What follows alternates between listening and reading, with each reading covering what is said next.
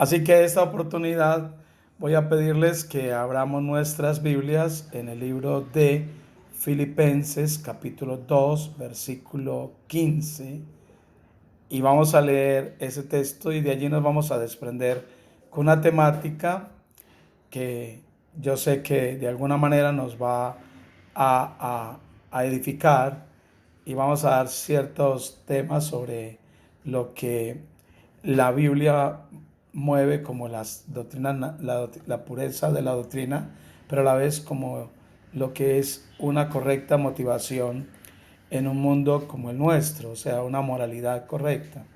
Entonces vamos a mirar en esto, en Filipenses capítulo 2, versículo 15, el texto dice, para que seáis irreprensibles y sencillos, hijos de Dios sin mancha en medio de una generación maligna y perversa, en medio de la cual resplandecéis como luminares en el mundo.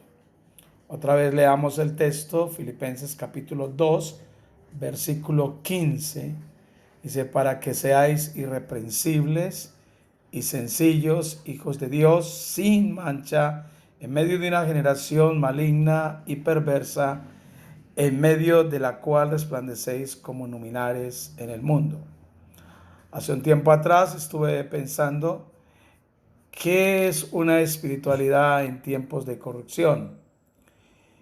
¿Cómo es que un cristiano maneja la espiritualidad en tiempos de corrupción? Y pensé en el contexto de lo que el apóstol Pablo habla en segunda de Timoteo, capítulo 3. Luego pensé en lo que el apóstol Pedro nos enseña en el capítulo 1 de su segunda carta escrita a la iglesia y lo que maneja en ese contexto de una agenda de crecimiento, pero a la vez una cantidad de temas que se desprenden después de ello. Y siempre con la inquietud de cómo es que nosotros vamos a enfrentar este contexto del mundo en el que estamos, en medio de una corrupción, de una degradación tal. Entonces, pensando que hoy debemos regresar a la escritura y quiero tomarlo ya no de acuerdo a lo que estaba diciendo que antes había pensado, sino que quiero tomar este contexto bíblico o más bien esta temática de la escritura hablando de un regreso a la Biblia respecto a lo que es la moralidad en un mundo de inmoralidad. Lo que es la moralidad, hablando del creyente, en medio de un mundo de moralidad, de inmoralidad. Y por eso leemos el texto de Filipenses. Filipenses dice, para que seáis irreprensibles y sencillos, hijos de Dios, dice, sin mancha, en medio de una generación maligna y perversa, en medio de la cual resplandecéis como luminares en el mundo.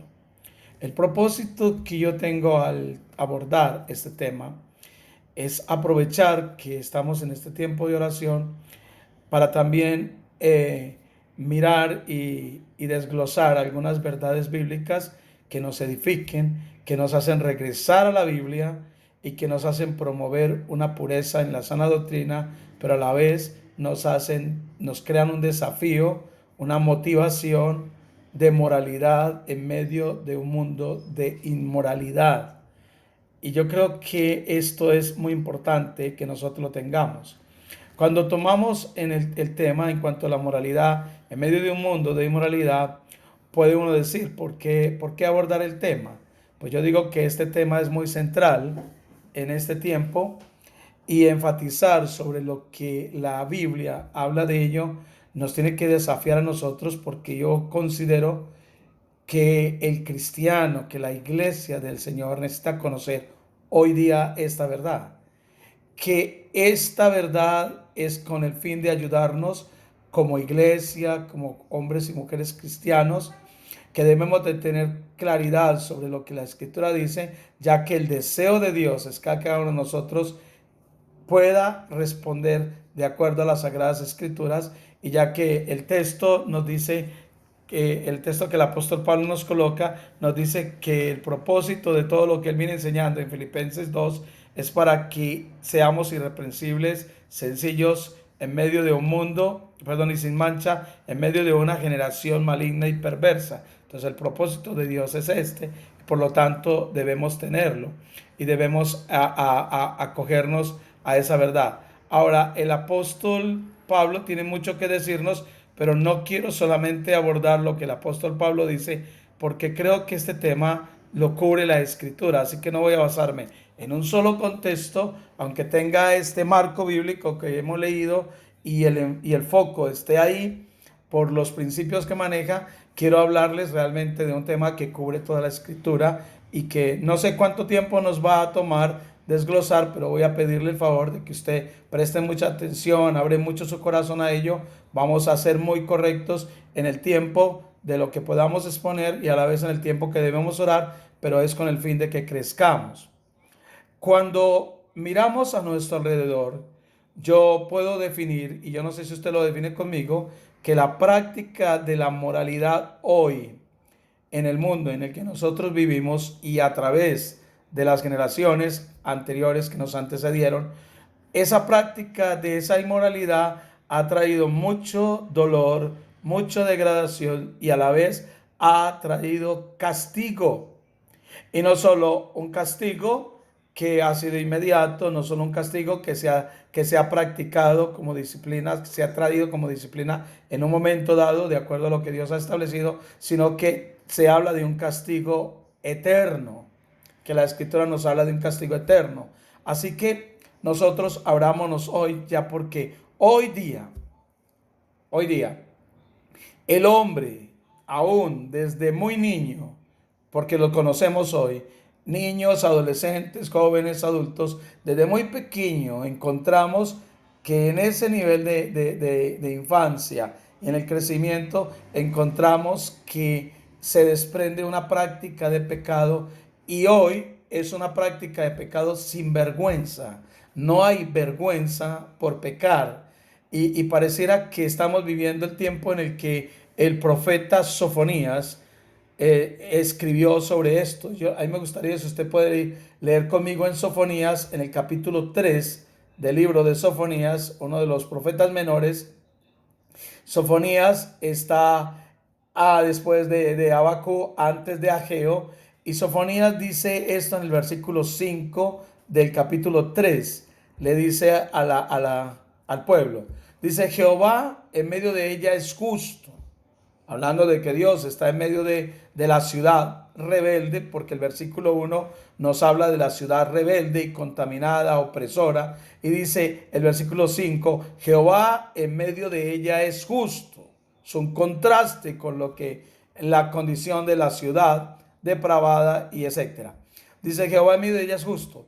Dice: no hará iniquidad. Jamás Dios lo va a hacer. Y en eso nosotros defendemos que Dios siempre va a ser inmutable, Dios es correcto, Dios es santo y no va a variar. Entonces por eso el texto es muy relevante y dice: no hará iniquidad, de mañana sacará a la luz su juicio. O sea, Dios va a traer su juicio en el momento indicado. Y dice: nunca faltará. Pero mira lo que dice en contraste con Dios. Mientras Dios está en medio de esa ciudad y es justo, y Dios no hace iniquidad, y de mañana sacará a la luz su juicio, porque Dios va a hacerlo. Y el versículo termina diciendo, nunca faltará, pero el perverso no conoce la vergüenza. Y esto es lo que hoy estamos viviendo en el mundo que nos rodea. Y que no solo se vive en la sociedad que nos rodea, sino que se vive dentro del mismo pueblo de Dios.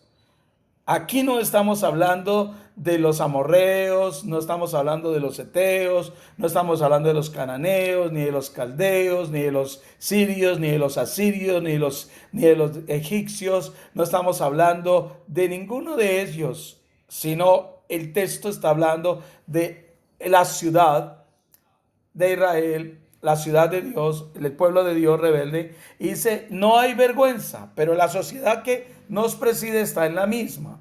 Hoy no es raro encontrarnos con una cantidad de desatinos en cuanto a la vestimenta, en cuanto al trato, en cuanto a las expresiones, en cuanto a las actitudes, en cuanto a las publicaciones, en cuanto a los comerciales, en cuanto a las novelas, a las películas, a las comunicaciones que tenemos en las redes sociales y muchas cosas en una inmoralidad abierta, donde no hay vergüenza. Es más, se le ha dicho a muchas personas, venga, piense, valórese, respétese, no haga eso. Dice, bueno, eso soy yo y no me importa. Y esa persona manifiesta no tener ninguna vergüenza. Entonces, cuando yo leo el texto de Sofonías, tengo que decir, esa es la sociedad en la que nosotros estamos rodeados, de una sociedad donde no hay vergüenza, pero está pasando lo mismo en el seno de la iglesia, donde hay hombres y mujeres que no tienen ninguna clase de vergüenza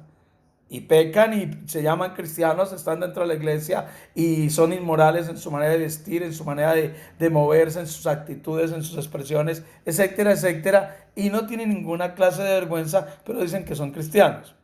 Cuando yo voy a la Biblia, no solamente me encuentro a Sofonías diciendo eso, me encuentro los profetas mayores también hablando de cosas como estas. Ahora, cuando hablo de los profetas mayores, quiero que sepamos que estamos hablando del profeta Jeremías, del profeta Isaías, de Ezequiel, de Daniel, y que incluye incluso el libro de Lamentaciones, dado que es escrito por el profeta Jeremías. Entonces se le llama profetas mayores.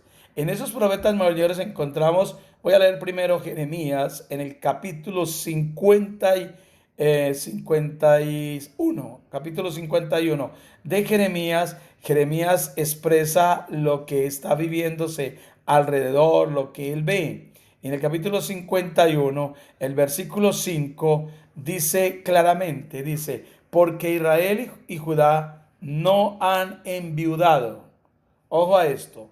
Israel y Judá no han enviudado de su Dios, Jehová de los ejércitos, aunque su tierra fue llena de pecado contra el Santo de Israel. No más para notar el texto, cuando el texto nos dice que Judá e Israel, está hablando de los dos reinos en los que está dividido Israel después de Salomón, reino del norte, el reino del sur. Entonces, cuando se refiere a Israel, está hablando del reino del sur, del norte, perdón, y cuando se refiere a Judá, está hablando del reino del sur, y no de, perdón, Israel habla del norte y Judá habla del sur. Entonces, habla de los dos reinos en los que fue dividido el reino que era completo en David, en tiempos de David, de Saúl, David y Salomón. Entonces, cuando se refiere a ello, dice, pero no importa, están divididos, han hecho muchas cosas, pero dice que no han enviudado. ¿Qué quiere decir eso? Que Dios no ha muerto, que Dios aún vive y que aunque ellos han hecho lo que han hecho, el Dios que les llamó, el Dios que les escogió, el Dios que les ha cuidado, el Dios que les ha guardado, Él no ha muerto. Es más, nuestro Dios es eterno. Solo que la figura que el escritor toma aquí es con el fin de que hacer conciencia de que el Dios de ellos vive. No es cualquier Dios que muere, no es un Dios que perece, no es un Dios que se espuma. Es un Dios que permanece para siempre y es lo que el texto nos dice. Entonces el versículo 5 dice, porque Israel y Judá no han enviudado de su Dios. Luego dice, Jehová de los ejércitos. Entonces ya aclara quién es el Dios de ellos, Jehová de los ejércitos. ¿Y por qué hace reverencia a eso? Porque es el nombre nacional, el nombre de Dios a nivel nacional, el nombre que se conoce a nivel universal y que conoció Israel, pero que también conocieron todos los pueblos. Y es el Dios con el que nosotros hoy nos identificamos, es el Dios que se acerca, que se comunica, que pacta, que busca al perdido en Cristo, etcétera, etcétera, etcétera. Ese es ese Dios. Y dice, aunque su tierra fue llena de pecado contra el Santo de Israel. En otras palabras, ese Dios, aunque ellos han hecho todo lo que han hecho, Dios está en medio de ellos, Dios aún permanece. Pero lo que quiero resaltar es que el texto dice, aunque su tierra fue llena de pecado. Así era la condición en la que Israel y Judá estaban. Una condición en la que la tierra estaba llena de pecado. Bueno, no voy a explicar los términos, pero sí es interesante que entendamos que la palabra llena quiere decir que no hay lugar donde no se haya pecado. No hay lugar.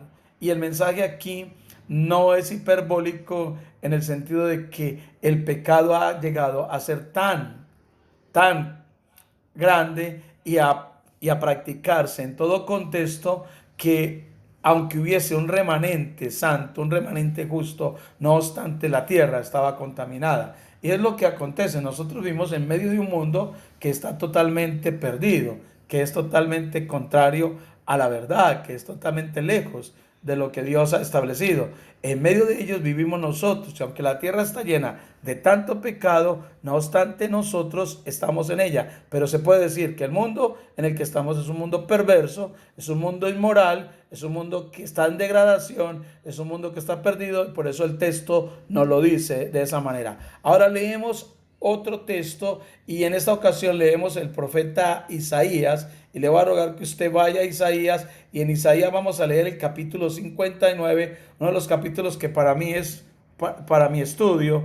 Cuando voy a mirar la degradación humana, yo voy a ese capítulo porque el capítulo me presenta de manera muy particular, de manera particularizada mejor, cómo el hombre se degrada poco a poco. Y no voy a leerlo todo, pero quiero que sepas que puedes leerlo y mirar cómo el hombre va degradándose hasta que al final del capítulo encuentras que el escritor dice, y se maravilló Dios de que no hubiese hombre, porque el hombre se fue degradando poco a poco hasta que desaparece. Y no hay esperanza, no hay manera de que el hombre pueda salvarse. Entonces, cuando voy a leer estos versículos, es con el fin de que miremos algo, pero si usted lo puede leer todo, le va a ayudar. El capítulo 59, versículo 14, dice, porque nuestras rebeliones se han multiplicado delante de ti, y nuestros pecados han atestiguado contra nosotros, porque con nosotros están nuestras iniquidades, y conocemos nuestros pecados. Versículo 13, el prevaricar, el mentir contra Jehová, el apartarse de en pos de nuestro Dios, el hablar calumnia, rebelión, concebir y proferir de corazón palabras de mentira. Y el derecho se retiró y la justicia se puso lejos, porque la verdad tropezó en la plaza y la equidad no pudo venir. Versículo 15. Y la verdad fue detenida y el que se apartó del mal fue puesto en prisión. Y lo vio Jehová y desagradó sus ojos, porque pereció el derecho. Nota cómo termina. Pereció el derecho. Parece que estamos hablando de nuestra sociedad. Parece que estamos hablando del mundo que nos rodea. Entonces el profeta nos habla de ello. Y aunque nos menciona un sinnúmero de pecados, no obstante la inmoralidad está en medio de todo eso y es parte de lo que se vive en cada sociedad. Yo quiero que entendamos esto, queridos hermanos. Los pecados de inmoralidad y perversión sexual en todas sus manifestaciones, están en cada generación. Y el mundo hoy, y como en aquel entonces, el mundo de aquel entonces lo veía normal, hoy se ve normal y por eso no hay vergüenza y por eso se encamina con fuerza en ese desenfreno de pecar y hacer todo lo que se quiere sin tener vergüenza ni respeto por Dios. La iglesia, nosotros los creyentes, no debemos caer en ello, debemos de tomar decisiones y tomar muy en serio qué es lo que la Escritura dice de cómo respondemos nosotros en un mundo de degradación moral, cómo vivimos una espiritualidad, cómo manifestamos nosotros unos principios y unos motivos de moralidad en medio de ello para evitar que la inmoralidad nos lleve a rastras. Voy a leer otro texto que está en el libro de Oseas, en el capítulo 4, versículo 1 y 2. Oseas está ahí cerquita, después de Daniel sigue Oseas y encontramos a Oseas diciendo esto: oí palabra de Jehová, hijo de Israel, porque Jehová contiende con los moradores de la tierra, porque no hay verdad, ni misericordia, ni conocimiento de Dios en la tierra.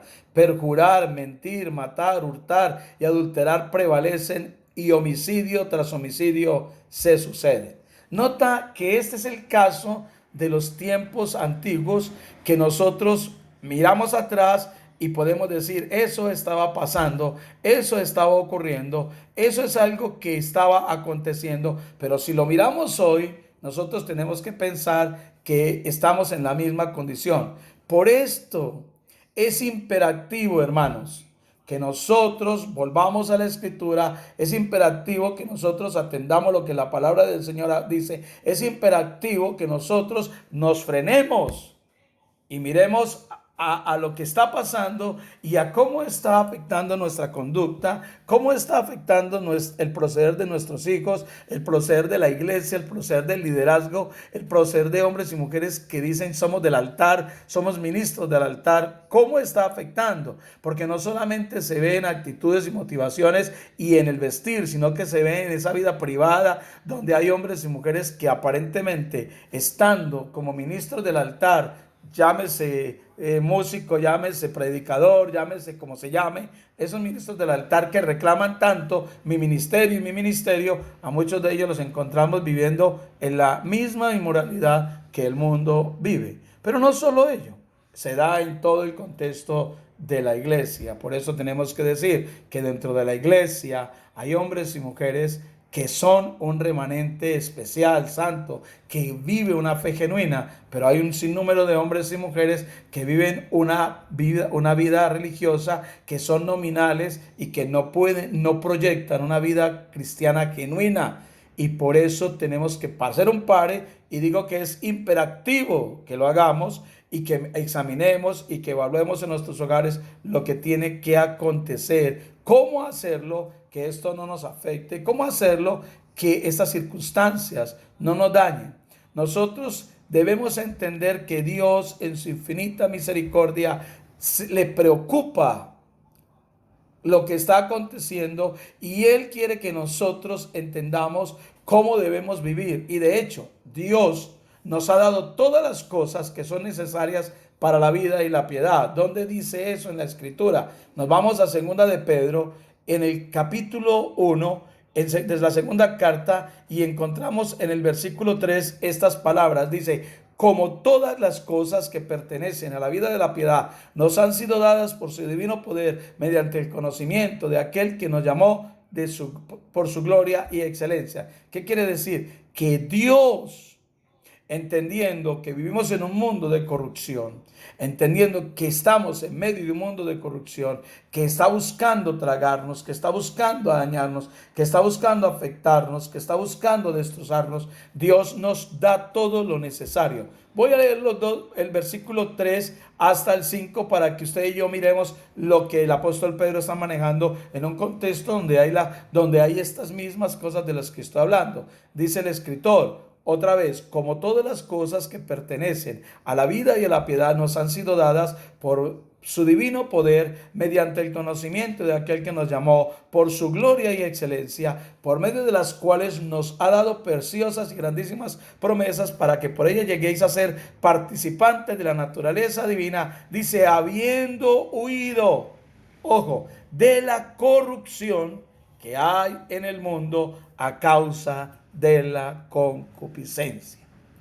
Esto no se trata solo de Satanás que está buscando destruir y acabar con el hombre, sino que se trata del hombre mismo dado y entregado de manera desenfrenada a sus concupiscencias. La corrupción, la degradación moral, toda perversión, todo camino de injusticia, todo camino de mentira, de engaño, todo camino donde se violentan los derechos, donde se daña la vida, donde no hay vergüenza, es un camino en el que se está alimentando meramente las concupiscencias del ser humano, que combaten en cada uno de nosotros y que nos pervierten a tal punto de que podemos decir que somos cristianos, pero mientras no estemos apartados de todas estas cosas, pues no hay cristianismo verdadero en aquellos que lo dicen y practican lo que no deben de practicar. Nosotros estamos llamados como pueblo del Señor a tomar algunas decisiones. Déjenme, yo le digo esto y terminamos aquí para orar. Cuando el apóstol Pablo aborda estos temas, el apóstol Pablo tiene que decir que nosotros los cristianos estamos llamados a vivir y a confrontarnos frente a la realidad de lo que está pasando para hacer las cosas como conviene. Un texto y termino acá. Dice Romanos capítulo 12, versículo 2, versículo 1 y 2. Dice, hermanos, os ruego por las misericordias de Dios. Ojo, os ruego por la misericordia de Dios que presentéis vuestros cuerpos como sacrificios vivos, santos, agradable a Dios, que es vuestro culto racional. Dice, no os conforméis a este mundo. La palabra es, no os amoldéis. No se amolden a este mundo, no se amolden a las cosas de este mundo, sino transformados por medio de la renovación de su entendimiento, por medio de la renovación que trae el entendimiento del Evangelio, que trae la palabra. Debemos vivir vidas diferentes. Oremos aquí con la ayuda del Señor y mañana, si el Señor nos concede la vida, continuamos.